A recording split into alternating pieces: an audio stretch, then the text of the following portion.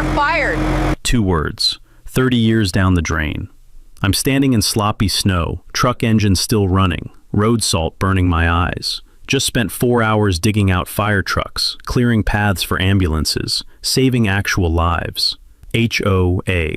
President Vivian Sterling struts over in her designer heels like she owns the world. We hired Premier Property Services. Lower bid, better documentation. Lower bid? My blood turns to ice. You're replacing me with the cheapest option? More cost-effective. That smirk could cut glass. I stare at this woman, this penny-pinching executive who's never touched a snow shovel, firing the guy who just cleared her neighbor's driveway so his dying wife could get to the hospital. 30 years of perfect service tossed for a few dollars savings. Cost-effective? I laugh, tasting diesel and betrayal, cold wind cutting through my jacket. Lady, you just bought yourself a disaster. Little did she know, karma was about to deliver the most expensive lesson of her life. What's your worst cheapskate boss story? Drop it below. Meet Ezra Blackwood, 3rd generation of keeping Pennsylvania from becoming a frozen graveyard. My grandfather started with a beat-up Ford and a snowblade welded by his drinking buddy. My father built it into something respectable. My brother Magnus was supposed to inherit after his army tour. Magnus never made it home from Afghanistan. So here I am at 45, running Blackwood Brothers Snow and Ice with 3 guys who've bled diesel fuel for 20 years. Tony, my lead driver, lost 2 fingers to frostbite saving a diabetic kid during the blizzard of '09. Rick handles salt distribution with the precision of a pharmacist. Eddie's our mechanic, can rebuild a transmission in a snowstorm using duct tape and prayer. Our trucks aren't pretty, reeking of road salt and determination, but we've never missed a storm, never left a neighbor to die, never charged extra for Christmas Eve miracles. Millbrook Estates has been our bread and butter since '94. 47 homes nestled in rolling hills, split between old-timers who remember when this was dairy country, and newcomers chasing historic charm. Dorothy Finch, 83, bakes cookies for my crew every December. Harold Martinez runs the volunteer fire department from his kitchen table. The Kowalski family's been here since the mills ran. Real Pennsylvania stock, who understand what winter solidarity means. Then, Vivian Sterling bought the mill owner's mansion for cash. Sterling's a pharmaceutical sales executive, the kind who convinces hospital administrators to switch medication suppliers for better cost management. She moved here from corporate suburbia, driving a BMW X7, all sharp suits and sharper ambitions. 52 years old with the aggressive confidence of someone who's spent decades manipulating people in white coats. Within 6 months, she'd infiltrated the HOA board like a virus. Within 12, she was president, promising to bring professional management to community operations. Her first target? Every handshake deal that kept this place running smoothly. The landscaper who'd cut grass for 15 years? Replaced by a company from 2 counties over that charged double and showed up half as often. The local handyman who'd fixed porches for beer money, fired for lacking proper contractor licensing and insurance documentation. When old Pete Kowalski announced his retirement from snow removal after 4 decades, Sterling circled like a corporate shark smelling blood. "We need to modernize winter services," she declared at October's HOA meeting. The community center reeked of burnt coffee and industrial carpet cleaner, fluorescent lights humming overhead like angry wasps. Rain drummed against windows while Sterling clicked her manicured nails against the folding table, each tap sharp as breaking ice. Professional standards, comprehensive liability coverage, competitive bidding processes. I slouched in back, steel-toed boots still caked with mud from checking equipment, watching this pharmaceutical predator dissect my family's legacy with surgical precision. My bid was clean, $8,500 seasonal, same rate for 3 decades. Emergency response, path clearing, enough rock salt to keep roads safer than state highways. Premier Property Services submitted their proposal at $6,200. Marcus Webb, Premier's owner, looked like he'd stepped off a construction site catalog. New hard hat, spotless work boots, clipboard thick with insurance certificates. He'd driven down from Lancaster County promising state-of-the-art equipment and digital service tracking. His trucks gleamed like they'd never seen real weather. $6,000 to protect 47 families through Pennsylvania winter. to keep ambulances moving when seconds separate life and death. The math didn't work unless you cut corners that kill people. Dorothy Finch raised her weathered hand. Ezra's daddy started here before half these houses existed. Why abandon loyalty for a few saved dollars? Sterling's smile could have frozen antifreeze. Mrs. Finch, sentiment doesn't protect residents from liability lawsuits. Premier offers modern accountability and professional presentation that reflects our community standards. The vote was 4-3. Sterling's Transplant Coalition versus neighbors who remembered what community meant. Walking out into October air, sharp with wood smoke and betrayal, I knew she'd just signed death warrants for every elderly resident in those hills. Because when winter comes calling, cheap contractors don't answer. November hit Millbrook Estates like a freight train, carrying 6 inches of "we told you so." I was nursing my morning coffee at 5 a.m., watching weather radar paint our county white when the calls started. Not from Sterling. She'd made it clear my unprofessional services were history. These calls came from neighbors who remembered what competent snow removal looked like. Ezra? Dorothy Finch, I hate bothering you, but it's 8 a.m. and nobody's touched our driveways. Harold Martinez has dialysis at 10, and his wife can't get their car out. The bitter irony tasted stronger than my coffee.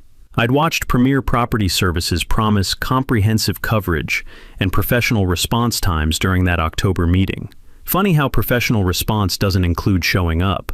By noon, Premier's crew finally rolled in.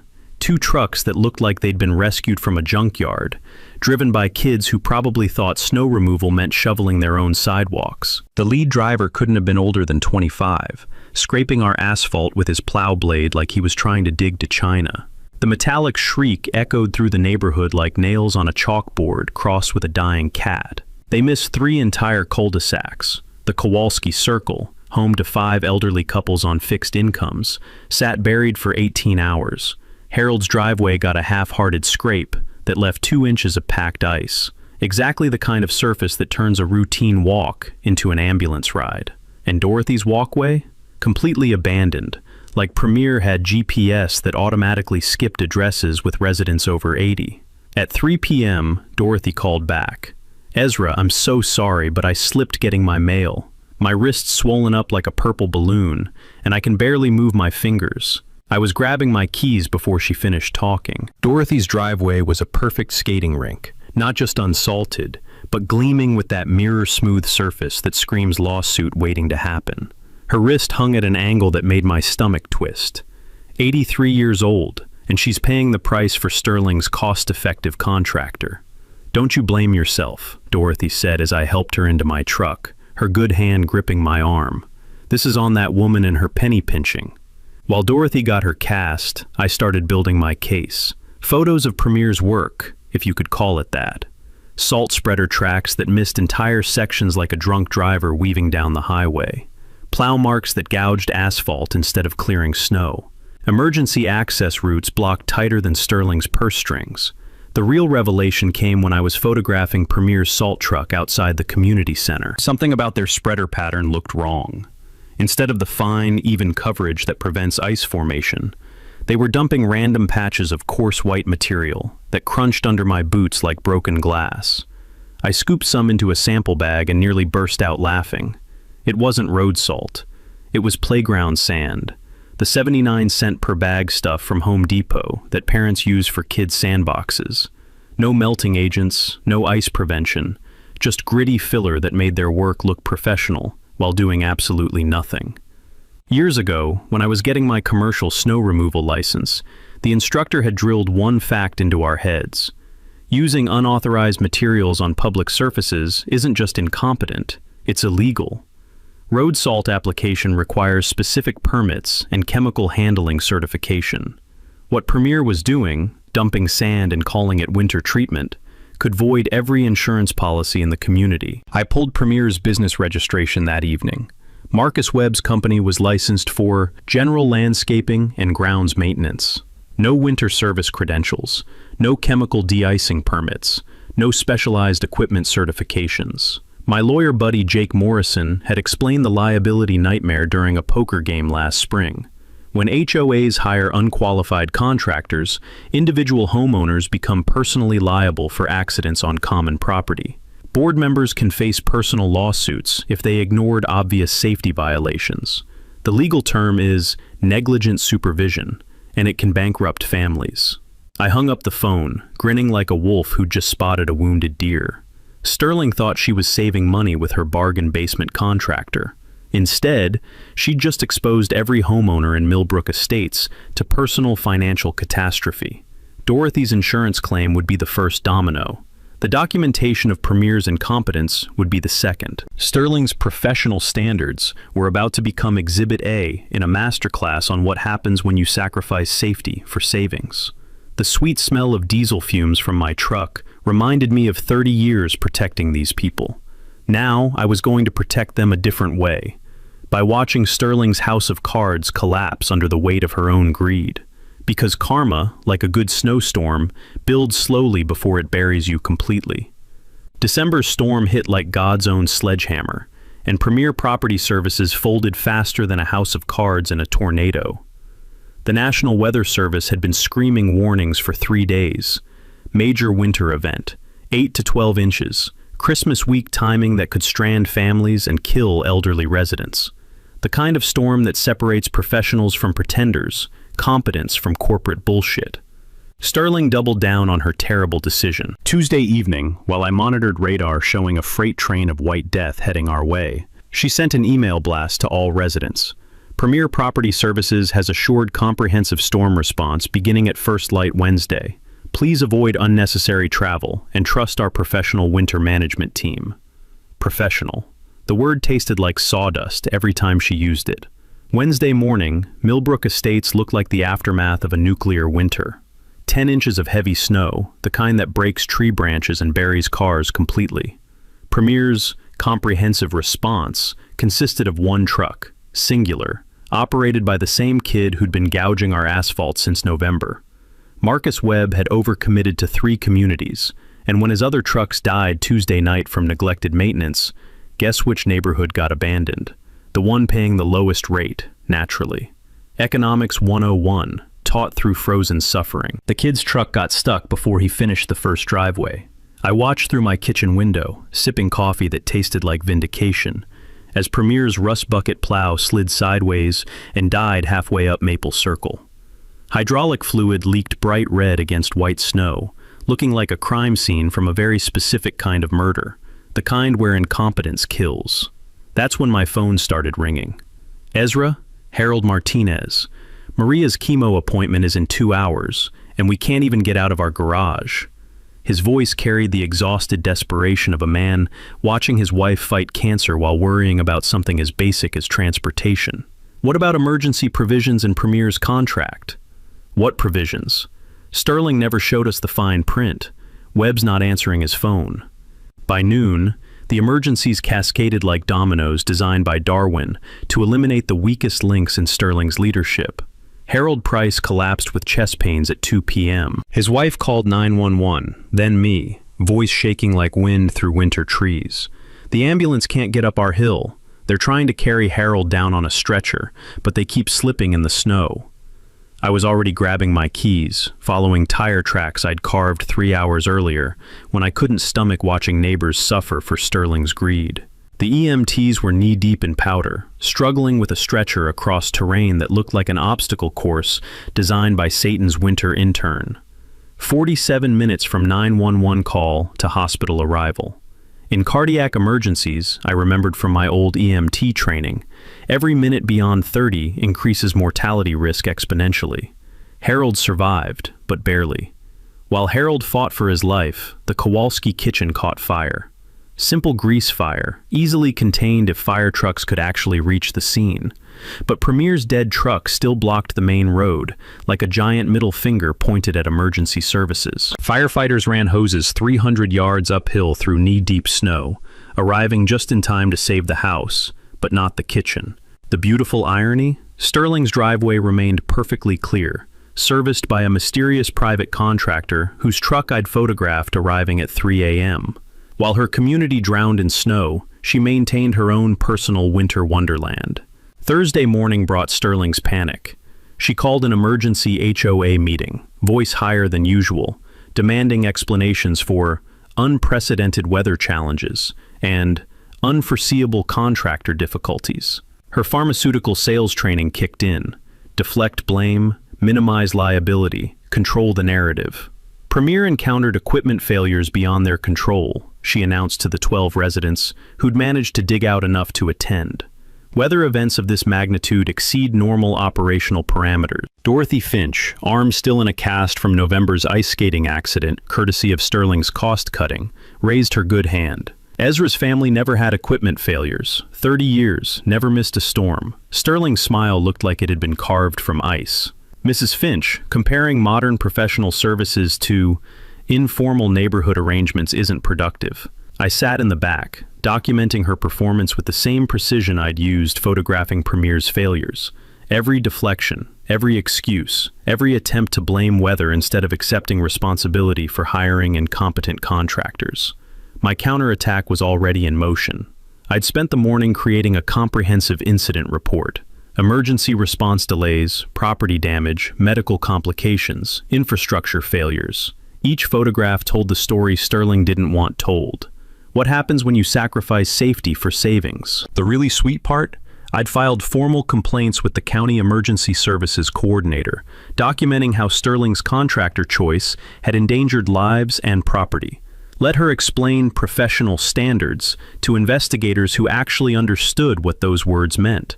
Sterling thought she was managing a crisis. She had no idea she was digging her own grave, one excuse at a time. January slammed Millbrook Estates like a collection agency with a grudge, and Sterling decided the best way to solve her contractor nightmare was making everyone else pay for the privilege of freezing.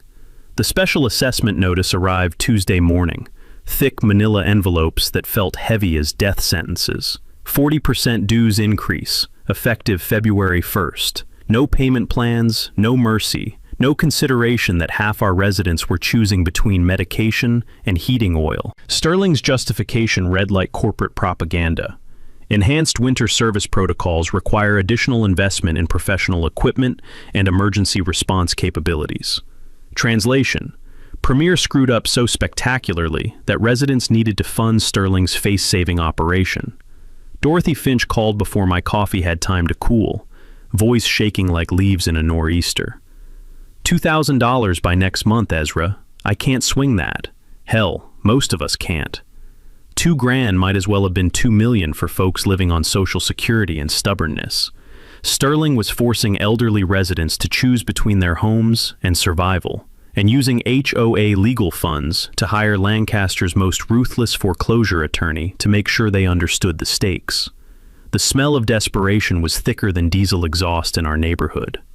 Thursday brought rebellion brewing stronger than truck stop coffee at Mickey's Diner. 18 residents crowded into red vinyl booths, the air heavy with bacon grease and justified fury, faces grim as undertakers discussing Sterling's latest assault on their wallets. "She's bleeding us dry to cover her incompetence," Harold Martinez growled, stirring sugar into coffee that could dissolve paint. His hands shook slightly, whether from anger or the strain of covering his wife's medical bills, I couldn't tell. Eddie Kowalski spread Premier's original contract across Formica, sticky with decades of syrup and broken dreams. "Look at this fine print they buried. Emergency calls cost $200 an hour, minimum 4-hour billing. They could charge $800 to rescue their own stuck truck." I studied the predatory terms while conversation buzzed around me like angry wasps. Premier's contract was more exploitative than a payday loan operation. No guaranteed response times, unlimited emergency fees, zero liability for the disasters they'd already caused. Sterling had essentially signed us up for financial extortion, disguised as professional snow removal. The game changer came when Dorothy pulled out a manila folder thick enough to stop bullets. My late husband kept everything from developing this neighborhood, including documents Sterling obviously never read.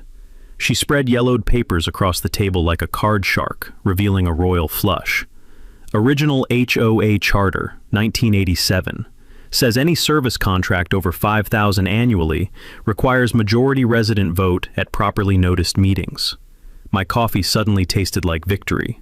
Sterling never brought Premier to a resident vote. "Gets better," Dorothy continued, finger tracing legal text with surgical precision. Charter prohibits board members from receiving financial benefit from vendor relationships. If she took kickbacks, every decision is automatically void. The mini twist hit when Eddie found the enforcement clause buried in legal language. Any contract signed without proper resident approval can be terminated immediately. No penalties, full refund of payments. But Sterling wasn't done fighting dirty. Friday afternoon, she fired back harder than a shotgun blast. Certified letters arrived threatening harassment charges against residents who interfered with board operations. She'd hired a private investigator to research Dorothy's resistance group, claiming our kitchen table meetings constituted unlawful conspiracy to undermine community governance. The pharmaceutical shark was using intimidation tactics she'd probably learned closing hospital deals. Threaten, pressure, isolate the opposition until they surrendered. Wrong neighborhood, lady. My counterattack was already rolling. While Sterling played corporate hardball, I was building a legal fortress. Every charter violation documented. Every resident hardship recorded. Every premier failure cataloged with timestamps and photographs that would make a forensic accountant weep with joy. Jake Morrison, my attorney buddy who'd been itching for an HOA corruption case since law school, practically salivated when I showed him our evidence. Charter violations this clear-cut, elderly financial abuse, potential kickback schemes. Ezra, this isn't just a lawsuit, it's a career-making public interest case. Saturday morning, our kitchen table rebellion had grown from 18 residents to 37. Word was spreading through the neighborhood like wildfire through drought-dead timber, powered by shared outrage and Sterling's own escalating threats. The beautiful irony? Every legal threat she made, every intimidation tactic she deployed, just added evidence to our growing case file. Sterling was essentially building our lawsuit for us, one arrogant mistake at a time. Sunday evening, I sat in my truck, watching snow fall through streetlight halos, thinking about my brother Magnus, and how he'd fought overseas while I fought snowstorms at home. Different battles, same principle. Sometimes you have to stand up to bullies, even when, especially when, they have all the apparent power. Sterling thought she was crushing resistance through financial warfare and legal intimidation. She had no idea she'd just declared war on people who'd survived Pennsylvania winters, neighborhood politics, and decades of life's hardest punches. We weren't backing down. We were gearing up for the fight of our lives. The smoking gun arrived wrapped in 40-year-old legal documents that smelled like dust, secrets, and sweet revenge. Dorothy had been excavating her late husband's files like an archaeologist hunting buried treasure, and Wednesday morning, she struck gold that would make Fort Knox jealous. Her kitchen table looked like a detective's evidence board. Manila folders, yellowed papers, and the kind of documentation that destroys political careers and sends people to federal prison. Ezra, get over here now. Dorothy's voice carried the excitement of someone who just discovered their lottery ticket was worth millions. I found something that'll fry Sterling like bacon on a summer sidewalk.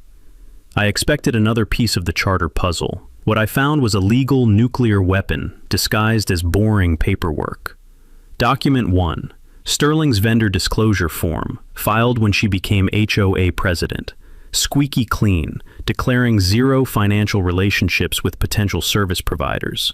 The kind of government form that carries felony penalties for lying, which most honest people take seriously. Sterling wasn't most people.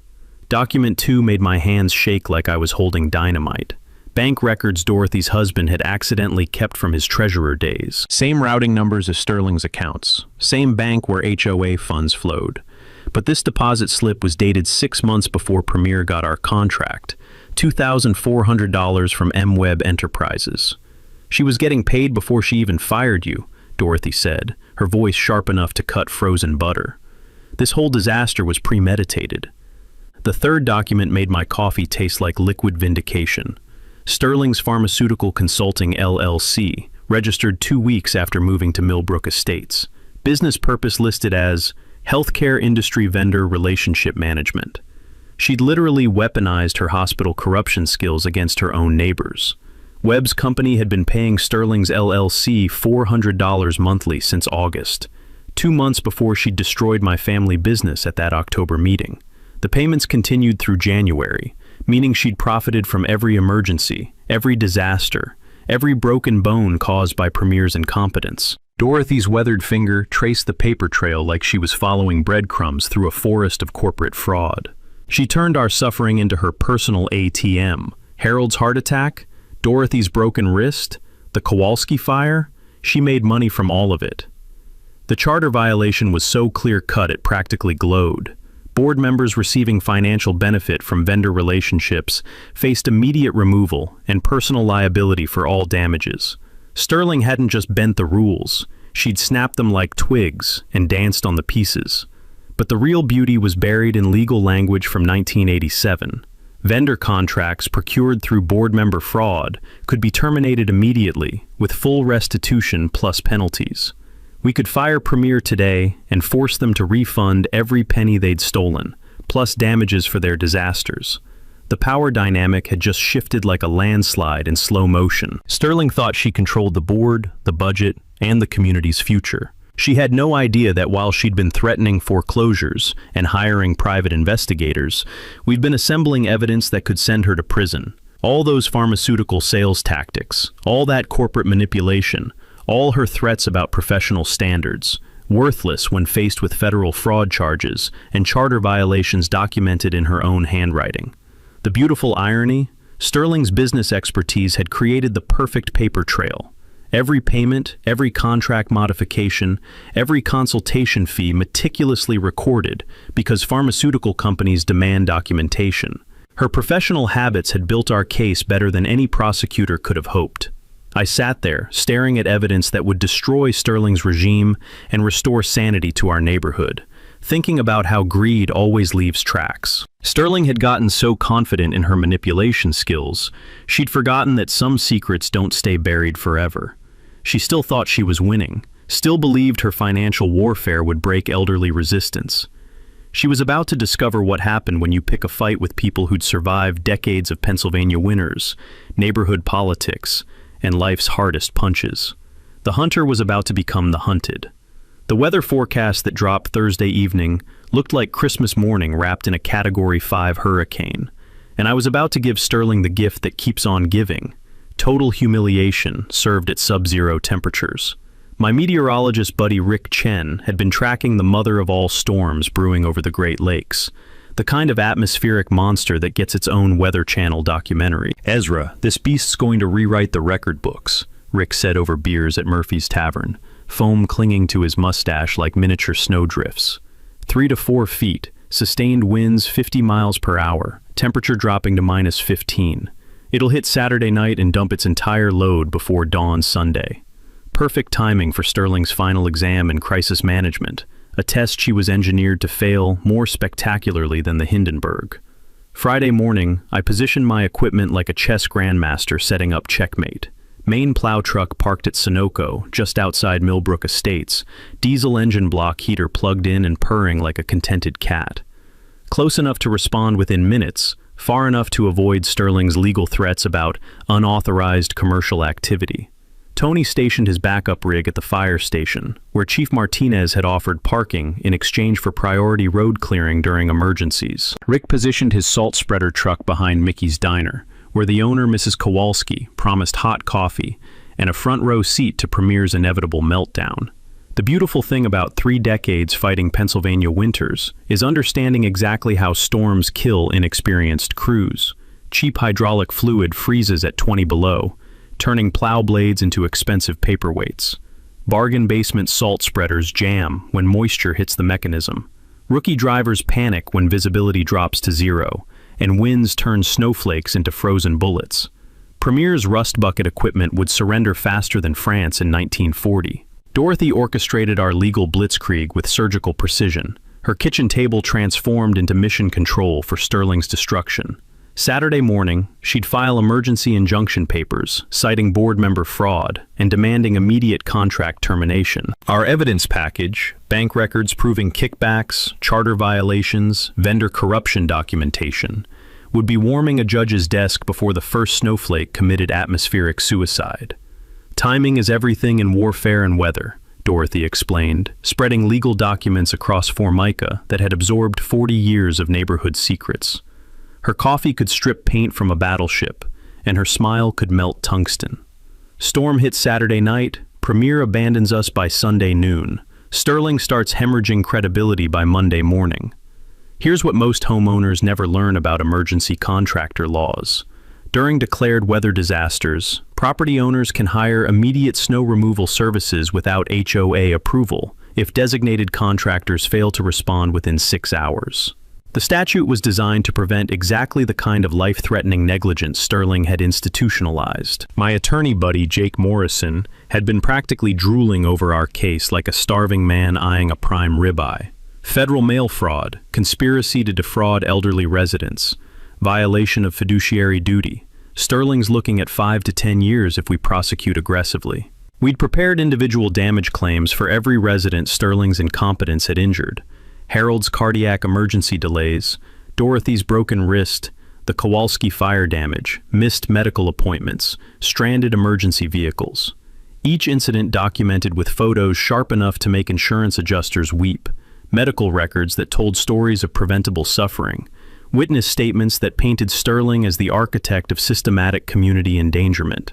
The technical strategy was poetry disguised as snow removal. When Premier inevitably fled during the storm, and they would, because their equipment couldn't survive severe weather any better than a paper umbrella in a tornado, we document their abandonment with military precision. 6 hours of non-response would trigger emergency service provisions. That's when I'd return with my crews, not as the vengeful fired contractor, but as emergency responders, protecting life and property during declared weather disasters. Every driveway cleared, every access route opened, every elderly neighbor safely reached would be time-stamped and photographed as evidence of what competent snow removal actually looked like. Meanwhile, Sterling would be trapped in her mansion, watching her community freeze while her private contractor maintained only her driveway, like some kind of winter apartheid system. The visual contrast would damn her more effectively than any courtroom testimony. 46 families buried alive, while their HOA president enjoyed personal service that cost more than most people's rent. Saturday evening brought satisfaction so pure, it should have been bottled and sold as premium whiskey. Equipment positioned like artillery pieces targeting Sterling's credibility. Legal ammunition locked and loaded. Media contacts primed for what could become Pennsylvania's biggest HOA corruption scandal since the Philadelphia Housing Authority debacle.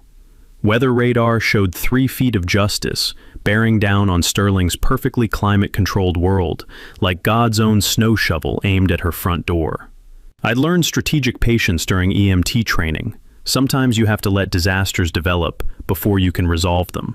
Sterling had engineered a crisis that would expose her corruption more effectively than any federal investigation. All I needed was readiness to clean up her mess, both literally and metaphorically. The storm was coming. Premier would collapse. Sterling would panic like a pharmaceutical executive facing SEC investigators.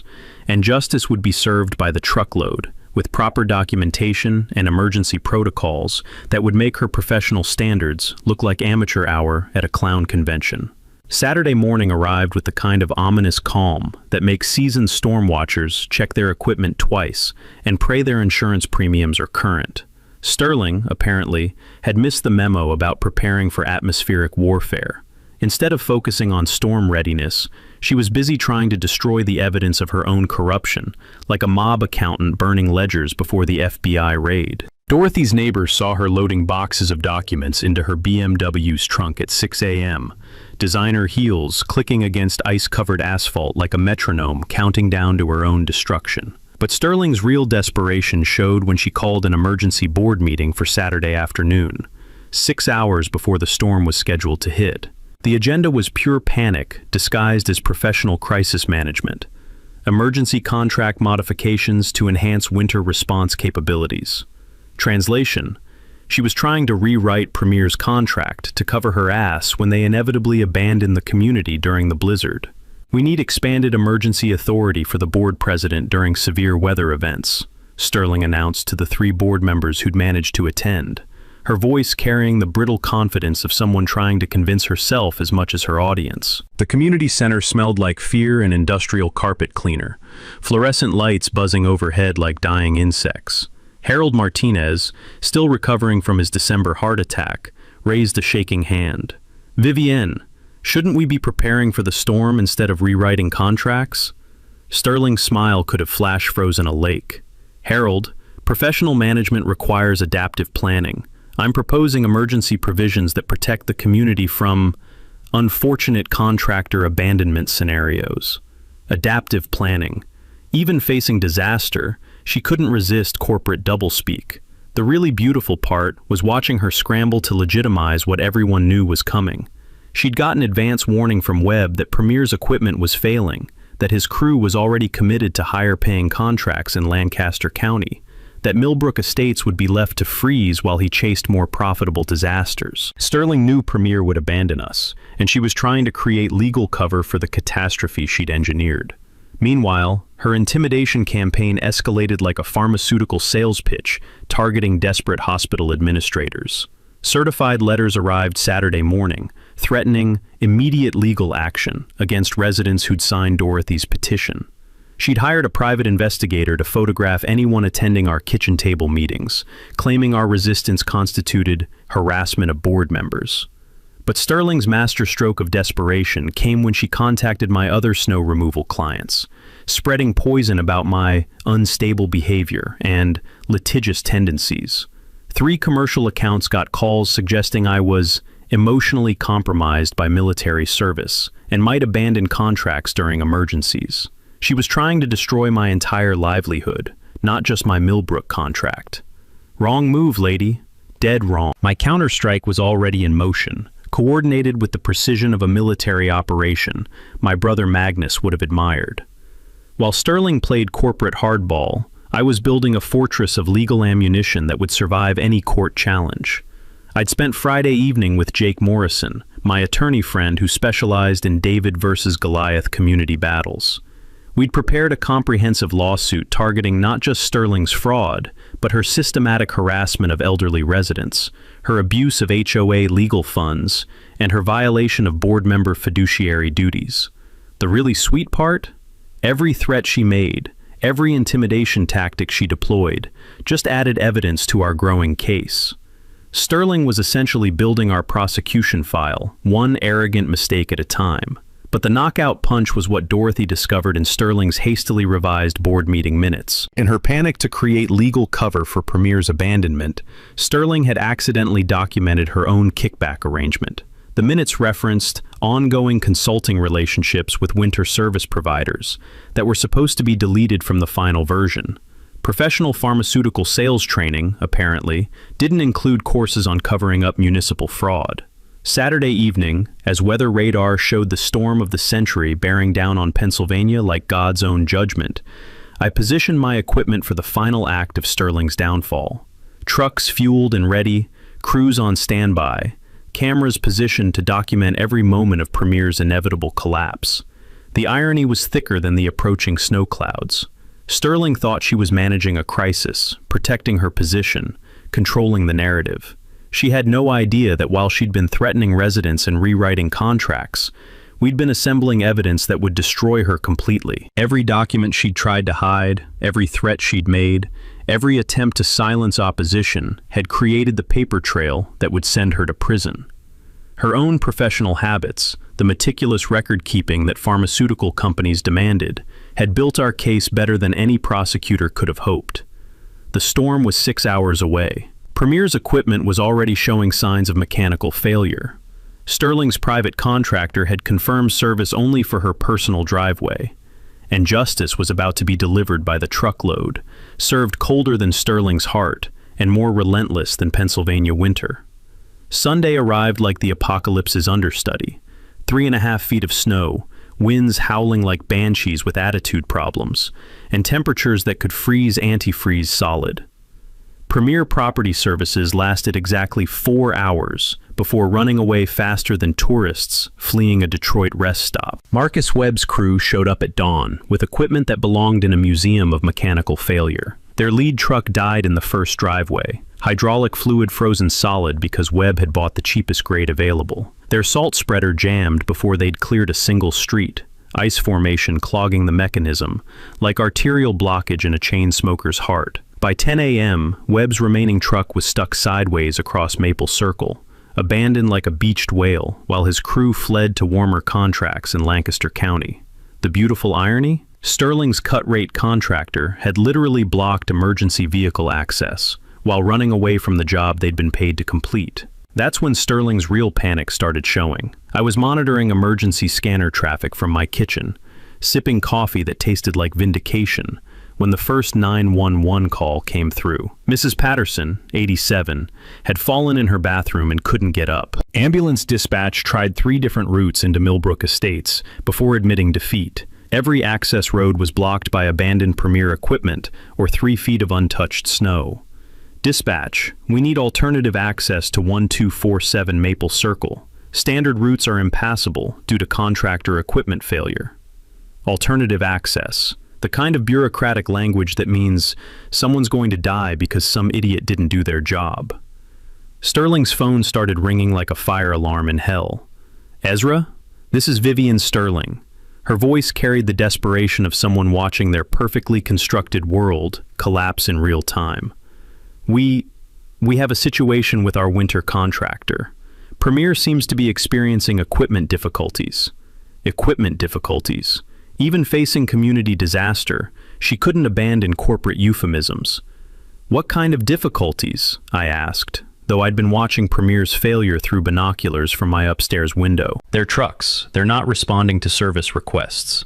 Residents are calling the HOA office and we need immediate assistance. Her pharmaceutical sales confidence had evaporated faster than morning fog in August. Interesting. What happened to your professional standards and comprehensive coverage? The silence stretched longer than a Pennsylvania winter, filled with the sound of Sterling's credibility dying a slow, painful death. Ezra, please, people are trapped. Mrs. Patterson needs medical attention.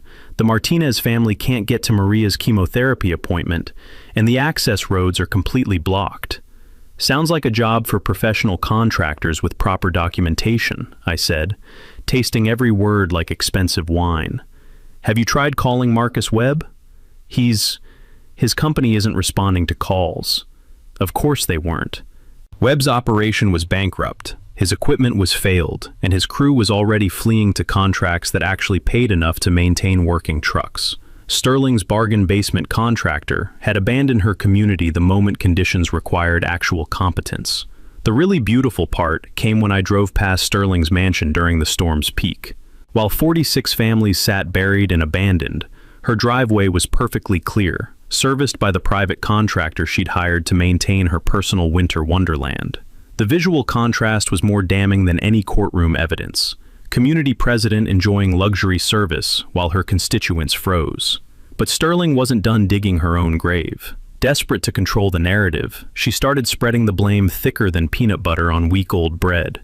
Email blasts to residents claiming Premier's failures were due to unprecedented weather conditions beyond normal operational parameters. Social media posts suggesting community members were unrealistic in their winter service expectations. She even had the audacity to suggest that residents who'd complained about Premier's service were undermining community harmony and creating unreasonable contractor pressure. Unreasonable pressure, like expecting snow removal contractors to actually remove snow. Meanwhile, my documentation operation was capturing every moment of Sterling's leadership failure with the precision of a nature photographer tracking endangered species.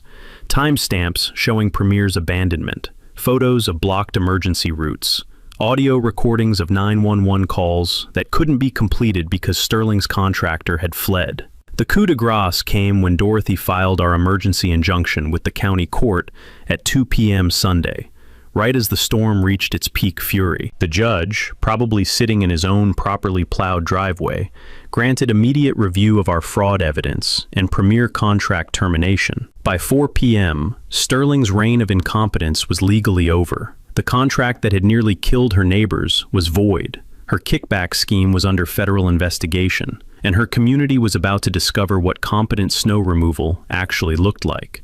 Because at 4:01 p.m., emergency service provisions kicked in, and the Blackwood brothers were officially back in business. Sunday at 4 p.m., when emergency service provisions legally kicked in, and I fired up my plow truck for the first time in 8 months, the sound was sweeter than church bells on Christmas morning. The storm was still raging like God's own tantrum, but 46 families were about to discover the difference between professional snow removal and whatever the hell Premier had been pretending to do. My crew rolled into Millbrook Estates like cavalry arriving at the last minute in a Western movie. Except instead of horses, we rode diesel-powered Justice with heated cabs and satellite radio. Within 2 hours, we'd cleared every emergency access route, opened every driveway, and restored civilization to a community that had been abandoned by Sterling's bargain basement contractor. The visual transformation was more dramatic than a Hollywood makeover show, from buried disaster zone to perfectly maintained winter wonderland. But the real show started Monday morning at the emergency HOA meeting Sterling called to explain the weekend's catastrophe. The community center was packed tighter than a subway car during rush hour. 43 residents had managed to attend, faces grim as undertakers discussing Sterling's political funeral. Local Channel 8 news crew set up cameras in the back, their reporter looking like she'd stumbled onto the story of her career. County Emergency Services Coordinator Bill Henderson sat in the front row with a clipboard full of violations and a expression that suggested someone was about to get crucified. Sterling clicked to the podium in her designer heels, looking like a pharmaceutical sales shark who just realized the hospital administrators were actually FBI agents wearing wires. Ladies and gentlemen, this weekend's weather event presented unprecedented challenges that exceeded normal operational parameters, she began, her voice carrying the desperate confidence of someone trying to sell cancer medication to people who'd already died. Unprecedented challenges. Even facing complete humiliation, she couldn't speak plain English. Dorothy Finch raised her cast-wrapped arm like a battle flag. Vivian, honey, the only unprecedented thing was how fast your contractor ran away when actual work needed doing. Nervous laughter rippled through the crowd like dominoes falling in slow motion. Sheriff Deputy Mike Kowalski, yes, related to our fire victim, stood up from the back row.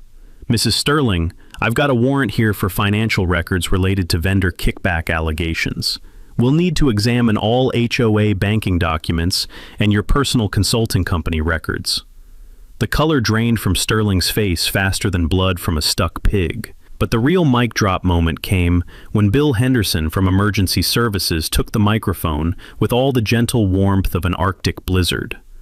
Mrs. Sterling, Premier Property Services has been removed from our approved contractor list due to equipment abandonment during declared emergencies. Their business license is under review for fraud violations, and your community's winter service contract is void under state emergency response statutes. Henderson paused, letting that sink in like water into concrete. However, Blackwood Brothers Snow and Ice responded to emergency calls within 37 minutes of legal authorization, cleared all access routes within 4 hours, and restored full community accessibility before sunset Sunday. Their performance exceeded state emergency response standards. The room erupted like a volcano filled with vindicated neighbors. Applause, cheers, and the kind of emotional release that comes when justice finally arrives fashionably late, but dressed to kill. Sterling tried one last, desperate sales pitch. The board will need to review new contractor proposals through proper bidding procedures. Actually, Dorothy interrupted, standing with the dignity of someone who'd survived 83 Pennsylvania winters and one fraud-loving HOA president. The board voted this morning to remove you as president. Unanimous decision, 3-0, not counting your vote since you're under criminal investigation. She pulled out the legal documents like a magician revealing the final trick. Emergency charter provisions allow immediate removal of board members facing fraud charges. Your consulting company, your kickback scheme, your vendor corruption. It's all documented in these bank records and federal court filings. The Channel 8 reporter was practically vibrating with excitement, her cameraman capturing every second of Sterling's public destruction. Furthermore, Dorothy continued with the precision of a surgeon removing a tumor, the original 1987 charter requires any illegally procured contracts to be terminated with full restitution. Premier owes this community every penny they were paid, plus damages for emergency response failures. Sterling stood there looking like a pharmaceutical executive who'd just been informed her best-selling drug caused spontaneous human combustion. Her mouth opened and closed like a fish gasping on dry land. No corporate doublespeak adequate for complete professional annihilation. Sheriff Deputy Kowalski stepped forward with handcuffs that gleamed under fluorescent lights. "Vivian Sterling, you're under arrest for conspiracy to defraud, violation of fiduciary duty, and mail fraud related to HOA vendor contracts." As they led Sterling away in handcuffs, she slipped on the community center steps, unsalted, naturally, and face-planted into a snowbank like karma's own exclamation point. The crowd's laughter followed her all the way to the patrol car. 6 months later, Millbrook Estates looked like the community Sterling had always promised but never delivered. Except now, it was managed by people who actually gave a damn about their neighbors instead of their bank accounts. Dorothy Finch had been elected HOA president by unanimous vote, running on a platform of common sense, honest accounting, and never again trusting pharmaceutical sales sharks with community management. Her first official act was signing a 5-year contract with Blackwood Brothers Snow and Ice at fair market rates with transparent emergency provisions and zero kickback opportunities. Sterling's legal reckoning played out like a textbook case in how not to defraud elderly residents. Federal mail fraud charges earned her 18 months in minimum security prison, plus full restitution of $24,000 in illegal consulting fees and $47,000 in community damages.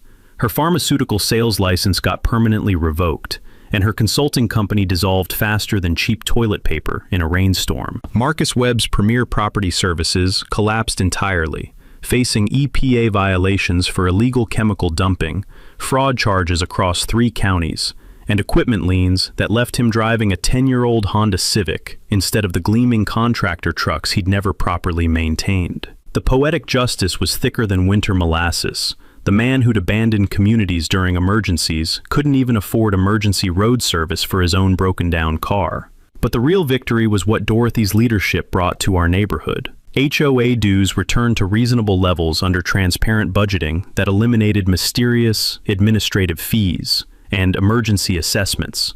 New charter amendments required resident approval for any contract over $3,000 and mandated annual audits by independent accountants who couldn't be bought with pharmaceutical sales charm. The monthly community meetings transformed from Sterling's corporate-style presentations into actual neighborhood gatherings where people discussed real problems and found practical solutions.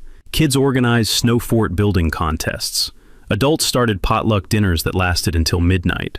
The elderly residents who'd been terrorized by foreclosure threats were now valued advisors whose experience guided community decisions. My business thrived like a garden after spring rain. Word about our emergency response during the Great Blizzard spread through 3 counties, bringing new contracts and referrals that doubled our revenue. More importantly, I'd hired 2 additional employees: Tony Rodriguez, a veteran from Iraq who understood both service and snow removal, and Sarah Martinez, Harold's daughter, who'd graduated from Penn State with an environmental engineering degree and wanted to modernize our salt application methods for maximum efficiency and minimum environmental impact. But the project that meant the most was the Magnus Blackwood Memorial Fund, named after my brother and funded partly by Sterling's restitution payments. The program provides free snow removal for disabled veterans and elderly residents on fixed incomes, ensuring no one in our coverage area ever faces the choice between staying warm and staying housed. Every winter storm season, we clear an additional 47 driveways at no charge. Dorothy coordinates the list, prioritizing veterans, seniors, and families facing medical emergencies. Last year, we prevented 6 ambulance delays, cleared paths for 32 medical appointments, and ensured that Harold Martinez never missed another dialysis session due to snow-blocked roads. The fund also sponsors an annual community winter festival, where kids learn snow safety, adults share storm preparation tips, and everyone celebrates surviving another Pennsylvania winter together. Local businesses donate food and supplies, volunteer firefighters provide emergency response training, and the mayor usually shows up to present commendation letters to residents who exemplify community spirit. Sterling's former mansion got sold to pay legal bills and restitution costs. The new owners, a retired teacher and his nurse wife, immediately joined the volunteer snow shovel brigade that helps elderly neighbors with walkway clearing. The contrast was beautiful.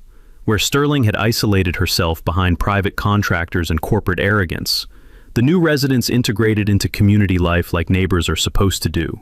This Christmas, watching kids build snow forts in the same streets where Sterling had nearly let them freeze. I thought about lessons learned and justice served. Sometimes, the best revenge isn't revenge at all. It's building something better from the wreckage of what came before. You know what gets me about Elsa's story? It wasn't the snow that buried Sterling in the end. It was her own paperwork. See, pharmaceutical salespeople, they were trained to document everything. Every meeting, every payment, every relationship. Sterling thought those skills would protect her. But they ended up building the prosecution case better than any detective could manage. 18 months in federal prison and $24,000 in restitution. That's what happens when you turn your neighbor's safety into your personal ATM. But here's the part that really matters. Dorothy Fink. That's 83 years old woman with a broken wrist. She's running that HOA now. Unanimous vote. Asa didn't just get his contract back. He's doubled his business and started the Manus Blackwood Memorial Fund. Free snow removal for veterans and seniors, named after his brother who died in Afghanistan. Sometimes the best revenge isn't revenge at all. But I keep thinking about the 47 families trapped in their driveway, where Sterling Manson stayed perfectly clear. That image should haunt every HOA board member who think they're untouchable. How many of you are dealing with a Sterling right now? Sometimes who talk about professional standards while cutting corners that could kill your neighbors. Drop your story in the comments because these people count on you staying quiet. Hit that subscribe button if you want more stories about regular folks who refuse to let petty tyrants destroy their communities. Because in America, the snow always melts eventually. But what you do during the storm, that's what people remember forever.